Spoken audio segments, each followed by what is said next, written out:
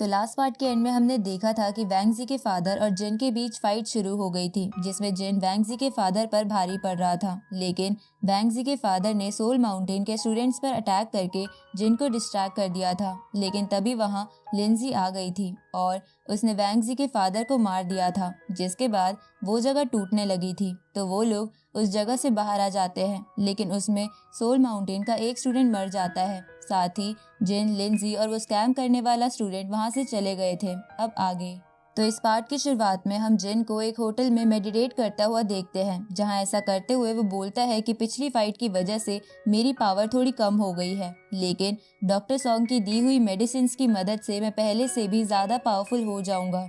अब जिन उन पिल्स को रिफाइन करके खा लेता है, जिसकी वजह से उसकी ड्रेन हो चुकी स्पिरिचुअल एनर्जी वापस आ जाती है और वो वापस अपने लेवल पर आ जाता है और सोचता है कि उसे और भी मेडिसिन लेनी चाहिए ताकि वो अपना लेवल और बढ़ा सके। लेकिन उसी वक्त वहाँ लिंजी आ जाती है और जिन को पिल्स रिफाइन करता हुआ देख उससे पूछती है कि क्या तुम एल्केमी जानते हो, जिस पे जिन कहता है कि ये तो कुछ भी नहीं, मैं तो इससे बहुत ज्यादा जानता हूँ। ये सुन के लिंसी बोलती है कि सिर्फ बोलो ही मत, मुझे कुछ करके भी दिखाओ। तो जिन कुछ ग्रीन स्टोन निकाल कर वहाँ एक ज्योग्राफिकल फॉर्मेशन बना लेता है और डॉक्टर सॉन्ग के दिए फर्नेस की मदद से पिल रिफाइन करने लगता है, जिसे देखकर लिंजी बहुत ज्यादा खुश और एक्साइटेड हो जाती है क्योंकि जिन बहुत ही स्टाइल में पिल रिफाइन कर रहा था। अब पिल रिफाइन हो जाने के बाद उस पिल की क्वालिटी देखकर लिंजी जिन से कहती है कि क्या तुम मुझे एल्केमी सिखा सकते हो। इस पे जिन कहता है कि हाँ, क्यों नहीं, तुम रात में मेरे पास आ जाना और मैं तुम्हें स्टेप बाय स्टेप सारी एल्केमी सिखा दूंगा।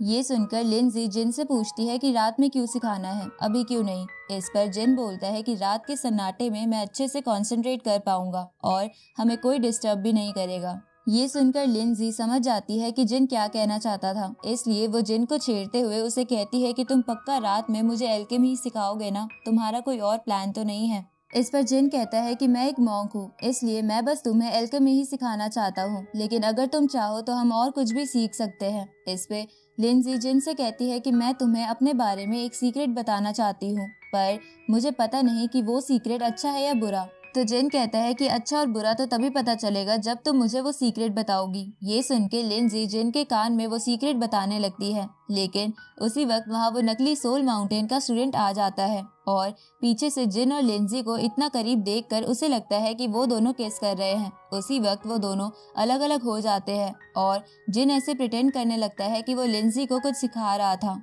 लेकिन लिंजी तो बस उस नकली स्टूडेंट को देखे जा रही थी क्योंकि उसने उन्हें डिस्टर्ब कर दिया था। आगे वो तीनों उस होटल के रेस्टोरेंट में खाना खाने आ जाते हैं, जहां वो नकली स्टूडेंट लिंजी से कहता है कि आपने मुझसे कहा था कि अगर मैं जिन तक पहुंचने में आपकी मदद करूंगा तो आप मुझे भी अपने साथ लेके चलोगी, लेकिन अब आप इस बात से मुकर रही हो। पर अगर अभी आप मुझे ले जाने के लिए मान जाओ तो मैं रात दिन आपके गुणगान गाता रहूंगा, साथ ही आपके लिए प्रे भी करूंगा कि आप हमेशा सेफ रहें। इस पर लिंजी उससे कहती है कि मुझे तुम्हारी कोई जरूरत नहीं है, मेरे पास जिन है जो मेरे लिए प्रे कर सकता है।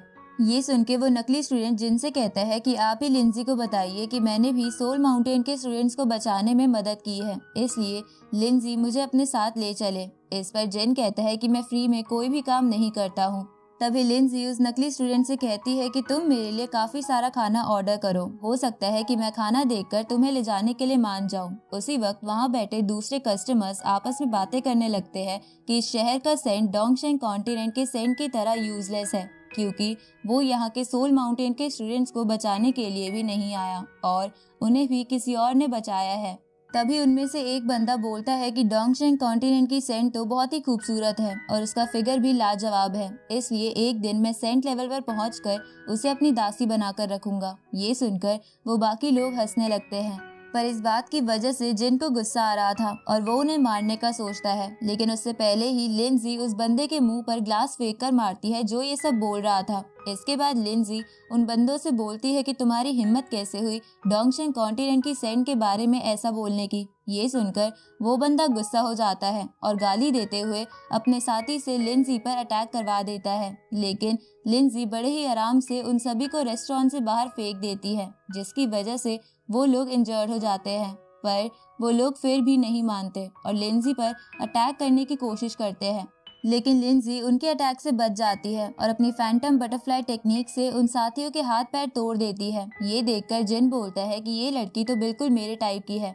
तभी वो नकली स्टूडेंट जिन से कहता है कि लिंजी तो बड़ी बेशरम है। इस पर जिन कहता है कि ऐसे लोग बिना लातों के नहीं मानते हैं। इधर वो बंदा जो वो सब बोल रहा था वो वहाँ से भाग जाता है, क्योंकि वो समझ गया था कि वो लिंजी से नहीं लड़ सकता है।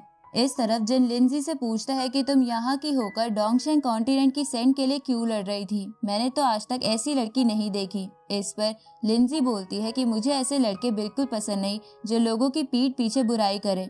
इसके बाद वो तीनों वापस खाना खाने लगते हैं। रात को हम उसी बंदे को देखते हैं जो लिंजी के द्वारा दी गई चोटों की दवाई लेकर जा रहा था, लेकिन तभी वह जिन आ जाता है और उस पर अटैक करते हुए उसे कहता है कि तुम जल्द ही मरने वाले हो, इसलिए तुम्हें दवाइयों की कोई जरूरत नहीं है।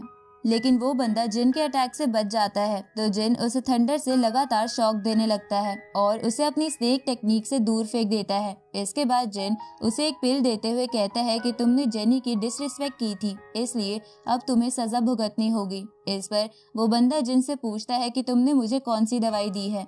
ये सुन के जिन दवाई का असर शुरू कर देता है, जिसकी वजह से उस बंदे के हाथ पैर टूट जाते हैं। इसलिए वो बंदा जिन से कहता है कि तुमने ऐसा क्यों किया, मैंने तो किसी जेनी के लिए कुछ भी नहीं कहा था। वो बंदा ऐसा इसलिए कहता है क्योंकि वो जेनी का नाम नहीं जानता था। अब जिन उस बंदे को ये कहते हुए मार देता है कि तुम अपनी मौत का रीजन मरने के बाद सोचना। अब जिन के द्वारा उस बंदे को मारते ही ये पार्ट यहीं खत्म होता है।